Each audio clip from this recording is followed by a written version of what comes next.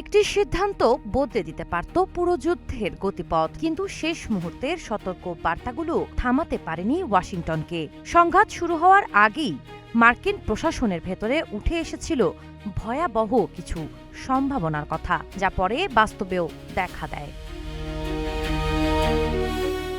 The Wall Street জার্নালের বিশেষ প্রতিবেদনে বলা হয়েছে, ফেব্রুয়ারিতে ইরানে হামলার আগে প্রেসিডেন্ট ডোনাল্ড ট্রাম্পকে একাধিক সতর্কতা দিয়েছিলেন গোয়েন্দা, সামরিক ও প্রশাসনের শীর্ষ কর্মকর্তারা।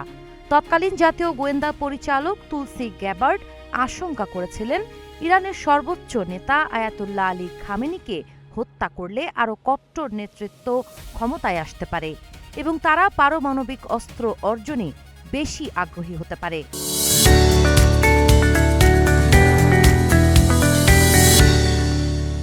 গ্যাবার্ড আরও সতর্ক করেন, ইরান হরমুজ প্রণালী বন্ধ করে দিলে বিশ্ব জ্বালানি বাজারে বড় ধরনের সংকট তৈরি হতে পারে।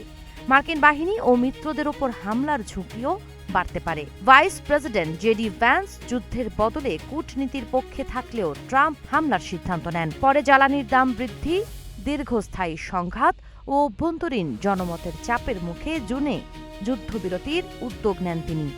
এরপর 17 আগস্ট পারমাণবিক আলোচনা ব্যর্থ হলে 24 আগস্ট ইরানের বিরুদ্ধে নতুন অর্থনৈতিক চাপ, নিষেধাজ্ঞা ও নৌ অবরোধ কেন্দ্রিক অপারেশন ইকোনমিক আউটকাস্ট শুরু করে যুক্তরাষ্ট্র।